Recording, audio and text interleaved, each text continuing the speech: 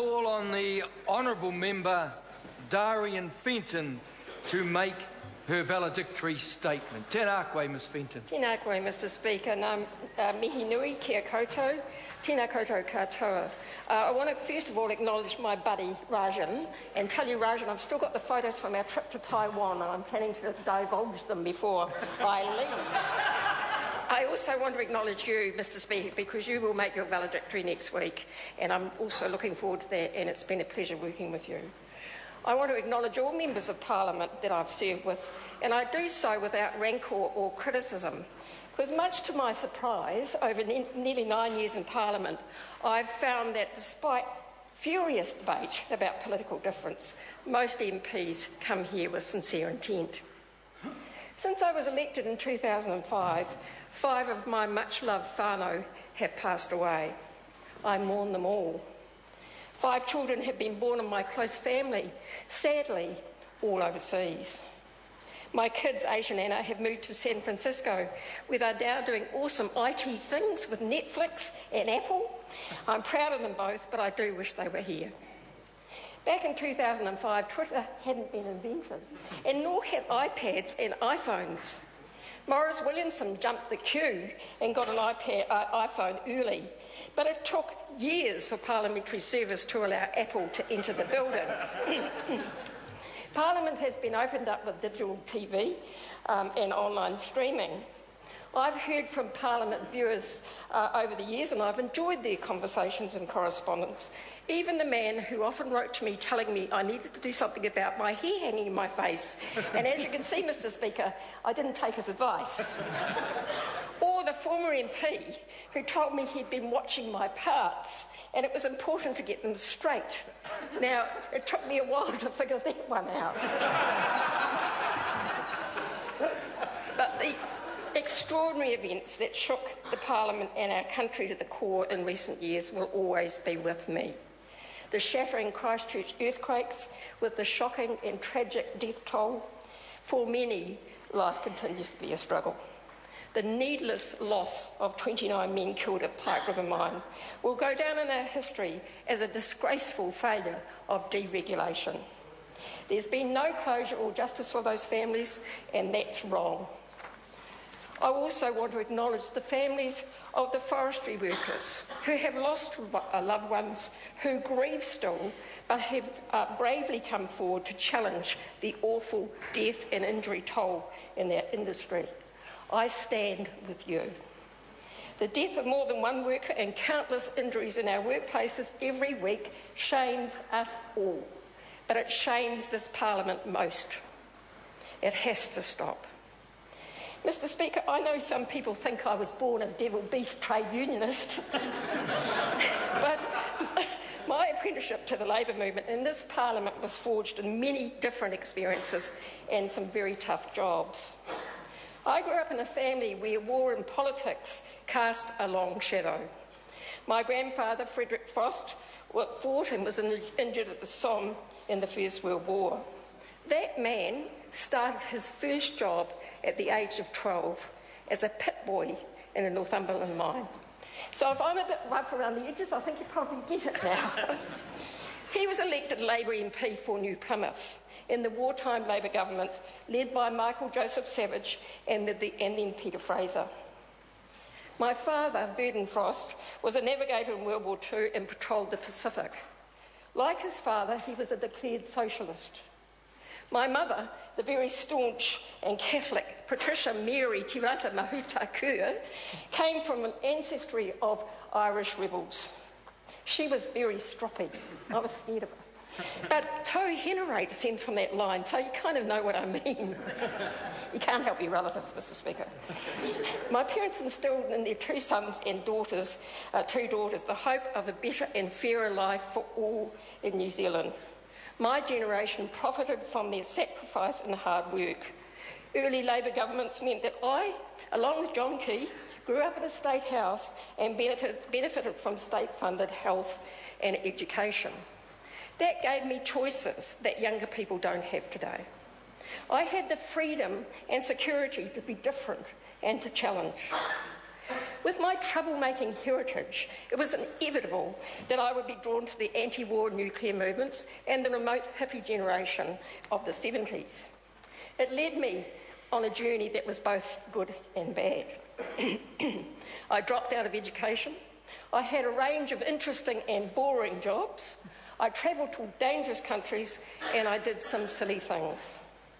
Mr. Speaker, some will have read the story of my drug addiction when I was a younger person in the 70s. Despite treatment and recovery years ago, I reluctantly agreed for my story to be published this year. It's still such a taboo topic, so hard to talk about. It was one of the hardest things I've ever done. I blame no one for my mistakes but myself, and I've made plenty. Drug taking was a means of defiance against the establishment and seemed cool at the time. I know that the threat of law breaking or addiction didn't stop me, and the opprobrium of society made no difference. And I want to say that smoking a joint did not lead me to other drugs. Criminals selling drugs did. And that's why I believe the war on drugs has been a total failure. And that's why I think it is time for this Parliament to treat drug abuse as a health problem, not a criminal offence. That means properly funded addiction treatment, but I also believe it's time for politicians in this House to decriminalise personal marijuana use and take the crooks out of the business. For me, Mr. Speaker, the difference was treatment, a loving partner, and the birth of our quite exceptional son, Aish. I found inspiration in the union movement, where my rebellious heart also could be turned towards something real and meaningful. Mr. Speaker, I owe the Labour movement everything. They made room for me in a cause that has never been more important than it is today. I thank my comrades, and in particular my wonderful union, the Service and Food Workers Union, Ngā Rangatautā. One of my proudest achievements is to be a life member of a union that seeks to build, not destroy, that draws its strength from the real experiences of workers at the hard end of the labour market in society, and who gives them the courage to speak out. When I came to Parliament in 2005, I claimed as my constituents the workers of New Zealand who clean, cook and care for others. I came with only one ambition, and that was for them to be heard in this House and to make life better for them. In my first term, I was part of a Labour government where we did make a difference for those workers. Hospital cleaners, food service workers and orderlies gained their first ever national agreement, and the government funded millions of dollars to increase their pay and improve the wages that had been devastated during the 1990s. School cleaners followed close behind. Aged care workers were funded $1 an hour extra. Protection for vulnerable workers, like the cleaners in this place, was strengthened, as was collective bargaining. I'm not going to claim sole credit for those achievements, but I will admit to quite a lot of badgering of Helen Clark and Michael Cullen. To be fair, those amazing Labour leaders didn't need a lot of persuasion to do the right thing. Mr. Speaker, while I've always considered myself working class, my mother was very class conscious, and she used to say to me that we were either upper middle class or lower upper class. And there we were living in a state house. Bless. Class mattered then. However we describe it today, it still does. Because the fundamental hopes of ordinary working people for a decent job on fair pay remain elusive for many. The 40-hour week, 8-hour day is a joke. Hundreds of thousands of New Zealand workers are now affected by insecure work that is more casual, part-time, temporary, contracted or fixed term, and there's a growing number of workers outside the protection of employment and minimum wage legislation. During my time in this Parliament, I promoted several members' bills to guarantee basic protections for all New Zealand workers and deal with the new reality of work in the 21st century. These included minimum wage for contractors, temporary and labour hire workers receiving the same pay as the places they go to work in, providing child workers under 16 with protection by requiring them to be employed, not contracted, and ensuring that those laid off through no fault of their own have basic redundancy pay. Not too much to ask, I would have thought. However, all of these bills were ridiculed or voted down or discharged by the National Party. Mr Speaker, I leave these bills as a legacy to an incoming Labour government because this is the reality of 21st century work and it needs to be dealt with. No one will believe it, but my grandfather was much more radical than me. He called for compulsory unionism for all workers throughout the entire world. I thought that was brilliant. But I could have written his address in 1943, his address in reply, actually. He told the House that the view of what he called old Toryism was the more workers got, the more they wanted, and any agitation for more rights was seen as an interference in natural economic laws. What's really so different today? Work is the foundation of our economy, yet we still often treat workers like commodities who should just be grateful to have a job. We talk a lot about child poverty, yet what about the poverty of their parents, many of whom are working? Risk and uncertainty has been transferred to individual workers who cannot afford it. The notion of the social wage has been weakened. We blame people when they can't find jobs. We despise them when they join unions to try to get ahead. And our social safety net is now seen as a form of failure and opportunities for punishment. This will continue as long as we let it.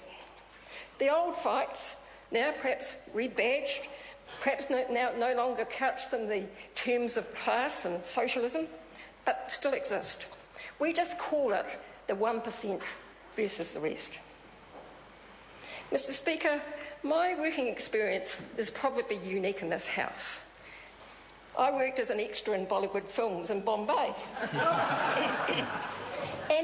and for the Master of Armouries in the Tower of London, in the Royal Armouries in London, would you believe?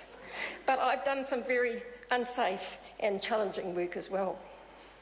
I don't have a completed tertiary education, except in music. I celebrate our amazing musicians, our extraordinary artists, and the talent that makes us unique in the world. But I was dismayed when film and video workers dared to call for recognition and rights that other workers have, and how they were pilloried and still are to this day. Mr Speaker, this Parliament cannot be representative if it is peopled only by the privileged. When I chose my youth MP last year, I didn't go for the prominent academic achievers or the prefects. I didn't set an essay competition. I chose Pennyata Enderman. I asked Pennyata because I knew he would never dream of volunteering as a youth MP. He's smart and talented, but he will struggle to pursue a university education because he supports his mum and his sisters by cleaning at night after school. I chose Pennyata, and he rocked this Parliament. He rocked the Youth Parliament when he called for a living wage for cleaners like himself and his mother and his sisters. I hope this Parliament and my party will make room for working people like Pennyata. Labour must not get too far from its roots and who it represents. After all, two of our most celebrated Labour Prime Ministers were a miner and a train driver, and look at their achievements in changing this world. Mr Speaker, this Parliament must lead the way in becoming a living wage Parliament. MPs talk in this House about wages and poverty and people, yet the current majority seem content to let many workers in this place earn hardly more than minimum wage. Surely we, the privileged and well-paid elect of all people, should set an example. Some will say a living wage will ruin us. Those in charge of the wealth and the market worship us always do. Their handiwork has resulted in New Zealand being one of the most unequal societies in the world. That's not what my grandfather imagined, and it's not what I want for my country and my children and grandchildren. But there is change afoot. Inequality in this country is causing unease, and the neoliberal dominance of the last 3 decades is being questioned in a way that I hope will lead to real change. Mr Speaker, I owe thanks to my party and my colleagues. I start with a big shout out to the wonderful people of Labour Auckland North for their support, hard work and dedication. To our leader David Cunliffe, the hopes and dreams of our people are with you to lead a better way for New Zealand, and you have my support. I thank previous leaders Phil Goff, Annette King, David Shearer and Grant Robertson, who trusted a die-hard trade unionist like me to take on the Labor portfolio and develop Labor's policies. I know it gave Phil O'Reilly and Business New Zealand conniptions, but that's no reason not to implement the fundamental changes needed to bring better wages and fairer work for all New Zealanders. To my special colleagues, both MPs and staff, you know who you are. Thanks for your friendship, solidarity and laughs in this sometimes lonely place. Gina and Jess, my awesome workers, stick with the cause. The movement needs you. I owe my family much. My sisters Linda and Joyce and my simply brilliant kids, Aisha and Anna. My deepest love and thanks to the wonderful, loyal and ever-tolerant and loving John, my life partner, thank you. You inspire me and you always have, and you're going to have to share the music with me now as well. Those jazz clubs, you're not going on your own anymore. To my friends, the parliamentary cleaners and all staff who've made my job in this place just that little bit more bearable, thank you. I won't ever forget you. Mr Speaker, I brought to this parliament the experience of working in manual, low-paid jobs and the privilege of representing workers on the margins. I brought values to Parliament that I've never denied or turned my back on and never will. I leave this Parliament content with that. My grandfather returned to work in the Huntly mine when he lost his seat of New Plymouth. I won't be doing that, but I will be returning to the coalface. There's much to be done, and I've never sat back and left the hard struggles to others. I wish you all solidarity, good night and good luck.